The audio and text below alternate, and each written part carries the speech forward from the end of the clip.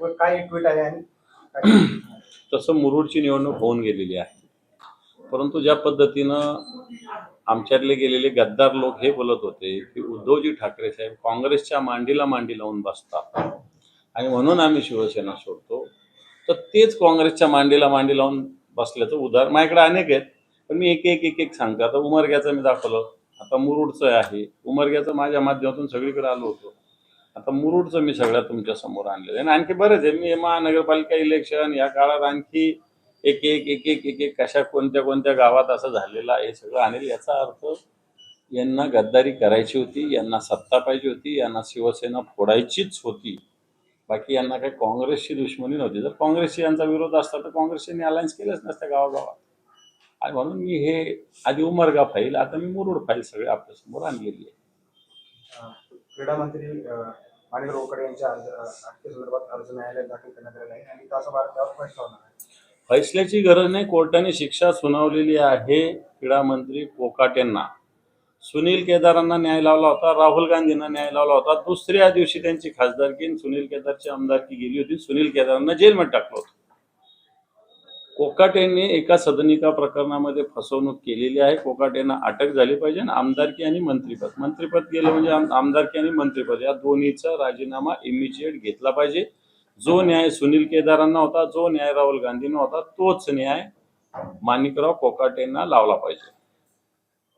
आज आपल्या पक्षाच्या वतीने उमेदवारी काय नागरिकांचा प्रतिसाद आहे? आणि मला असं वाटतं प्रतिसाद तुम्ही जाऊन बघू शकता. कोणताही व्यक्ती त्याच्या पक्षाचा खूप प्रतिसाद आहे सांगतो, परंतु मी सांगण्यापेक्षा तुम्ही जाऊन बघा की प्रतिसाद आहे की नाही आहे. शिवसेनेला कासणारे कोसणारे संपली म्हणणाऱ्यांनी किती प्रतिसाद शिवसेनेच्या उमेदवारीसाठी, मला असं वाटतं पत्रकारांनी स्वतः जाऊन बघितलेलं बरं. मी तर चांगलंच सांगणार ना, मी काय वाईट सांगणार. काल ऐनवेळी काही नगरसेवक सोडून गेले, त्यांनी इमिजिएट शिंदे गटात गेले. कसं बघताय तुम्ही? किंवा गरज आहे पक्षाला उभं राहायची, भगवा फडकवायची आणि तो भगवा सोडून शिंदे गटाच्या वाटेने जातो? कसं बघताय म्हणजे डोळे वगैरे ठेवून बघतो मी व्यवस्थित त्यांच्याकडे. त्याच्यामुळं त्यांना आता हे गेल्याची बातमी होईच नाही आता, कारण गेले तर असं आम्हाला काही ठीक आहे, आता चालली प्रोसेस ही, त्याला काय फरक पडतो. त्यामुळं बऱ्याच जणाला आता साक्षात्कार होतोय की ज्या शिवसेनेनं आपल्याला मोठं केलं ती शिवसेना आता कामाची, असा साक्षात्कार होतोय त्यांना. जिथं जात असेल तिथं सुखी राहा एवढं सांगू. त्या हळूहळू काल तुमच्याकडे जे तिकडे गेले त्यांचं म्हणणं असं आहे की जनतेचा कौल आम्हाला असं होतं की तुम्ही हिंदुत्ववादी पक्ष हातात घ्या म्हणून आम्ही प्रवेश करतो. त्यांना जनतेकडे इतक्या दिवस कोणत्या विचाराच्या पक्षात होते तुम्ही? हळणोर शिवसेनेमुळे मोठे झालेले. हळणोर बरोबर एकच कार्यकर्ता असतो, बरोबर आहे, पण शिवसेना नाव आहे म्हणून हळणोर इतक्या दिवस वेगवेगळ्या पद्धतीनं हळणोरांना शहर प्रमुख केलं, सभापती केलं, सभागृह नेता केलं, सभापती ते सांगितलं, स्टँडिंग कमिटीचं ते केलं. आणि असं असताना त्यांना हिंदुत्ववाद आठवतो.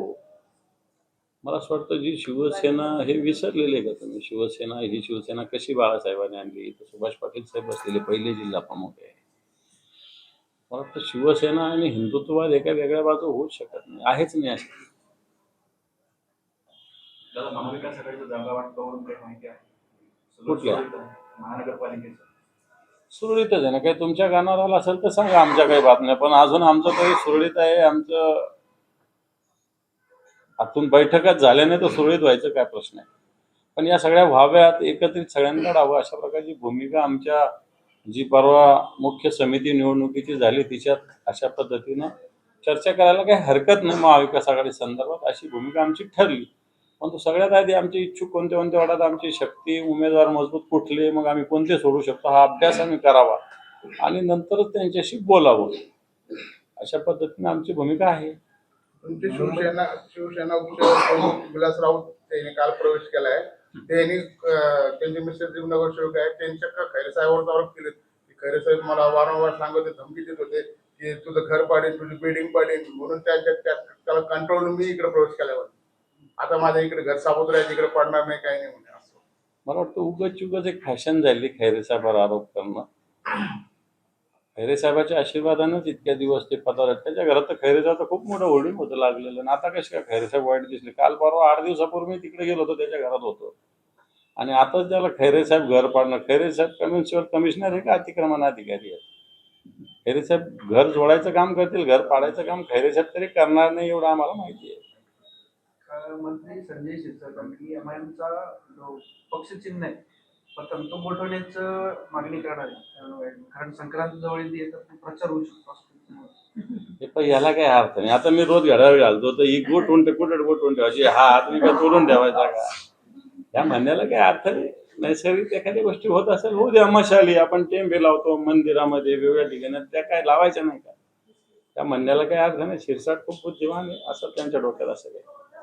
आगामी काळात संक्रांत सण आहे त्या अनुषंगाने पतंग जास्त उडवले जातात, त्यामुळे त्यांचा आक्षेप आहे की नकट त्यांचा प्रचार होऊ नये म्हणून पक्षाने ते नकट व्हावं. लोक एवढे वेडे नाही राहिले. आता तुम्ही चिन्ह नाही सांगितलं तरी शोधून चिन्हावर मारतात लोक मारतात. लोक एवढे वेडे राहिलेले नाहीये. असा प्रचार केल्याने प्रचार होत नसतो. लोक सगळे आता सुजाण झालेले आहेत. बरं, ठाकरे बंधू एकत्र येण्यास गृहनिर्माण महानगरपालिकेत जागा वाटपात जवळपास 60 जागा मनसेला देणार असल्याचं निश्चित होते. मला वाटतं किती जागा कोणाला देणार आहे उद्धवजी ठाकरे साहेब लवकरच जाहीर करतील. मी त्याच्यावर बोलणं योग्य ठरणार नाही, परंतु चर्चा चालू आहे. लवकरच या चर्चेची घोषणा होईल.